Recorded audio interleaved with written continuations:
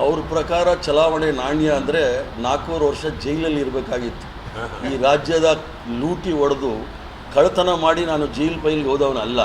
ಅವ್ರಿಗೆಲ್ಲ ಉತ್ತರ ಕೊಡೋದು ತಪ್ಪು. ಈಗ ನಾವು ಲೋಕಸಭಾ ಚುನಾವಣೆ ಬದಲಾವಣೆ ಸಂವಿಧಾನವನ್ನು ಬದಲಾವಣೆ ಮಾಡೋಕ್ಕೆ ಬಂದಿದ್ದಾರೆ. ಅದರ ವಿರುದ್ಧವಾಗಿ ಹೋರಾಟ. ನರೇಂದ್ರ ಮೋದಿಯವರ ಅವ್ರದ್ದು ಮೋದಿ ಗ್ಯಾರಂಟಿ ಇದೆ ನೋಡಿ, ಅದು ಚೈನೀಸ್ ವಾರಂಟಿ ಇದ್ದಂಗೆ. ಅದಕ್ಕೆ ವಾರಂಟಿ ಇಲ್ಲ. ನಾವೆಲ್ಲ ಕೊಟ್ಟಿರೋ ಗ್ಯಾರಂಟಿಗಳಿಗೆ, ಅದು ರಾಜ್ಯದಲ್ಲಿರ್ಬೋದು ರಾಷ್ಟ್ರದಲ್ಲಿರ್ಬೋದು, ನಾವೆಲ್ಲ ಕೊಟ್ಟಿರೋ ಗ್ಯಾರಂಟಿಗೆ ವಾರಂಟಿ ಇದೆ. ಮನ್ರೇಗಾ ಇರ್ಬೋದು, ಸರ್ವ ಶಿಕ್ಷಾ ಅಭಿಯಾನ ಇರ್ಬೋದು, RTI ಇರ್ಬೋದು, ರೂರಲ್ ಹೆಲ್ತ್ ಮಿಷನ್ ಇರ್ಬೋದು, ಮತ್ತು ಗ್ರಾಮೀಣ ವಿದ್ಯುದೀಕರಣ ಯೋಜನೆ ಇರ್ಬೋದು. ನಿಮಗೆ ಲೈನಾಗಿ ಹೇಳ್ತೀನಿ, ಇವೆಲ್ಲವೂ RTE ಇರ್ಬೋದು. ನಾವೆಲ್ಲ ಕಾನೂನು ಮೂಲಕ ನಿಮ್ಮ ಫುಡ್ ಸೆಕ್ಯೂರಿಟಿ ಆ್ಯಕ್ಟ್ನ ಇವತ್ತು 80 ಕೋಟಿ ಬಡವರಿಗೆ ನಾನು 80 ಕೋಟಿ ಜನಕ್ಕೆ ಅಕ್ಕಿ ಕೊಡ್ತೀನಿ ಅಂದ್ರಲ್ಲ, ಫುಡ್ ಸೆಕ್ಯೂರಿಟಿ ಆ್ಯಕ್ಟ್ ಅಂತೇಳಿ 2011ನೇ ಇಸ್ವಿನಲ್ಲಿ ಆಹಾರ ಸಂರಕ್ಷಣಾ ಕಾನೂನು, ಅದು ಕಾರ್ಯಕ್ರಮ ಅಲ್ಲ.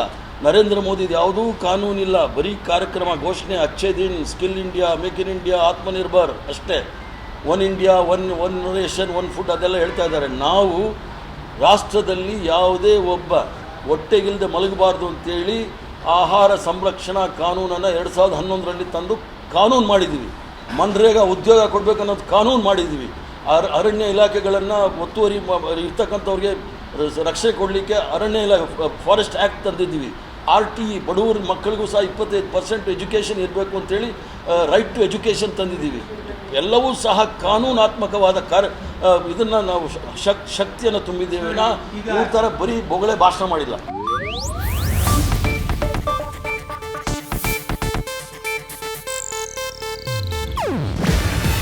ಇದು ಏಷ್ಯಾನೆಟ್ ನ್ಯೂಸ್ ನೆಟ್ವರ್ಕ್ ಪ್ರಸ್ತುತಿ. ನೀವು ನೋಡ್ತಿದ್ದೀರಾ ಏಷ್ಯಾನೆಟ್ ಸುವರ್ಣ ನ್ಯೂಸ್.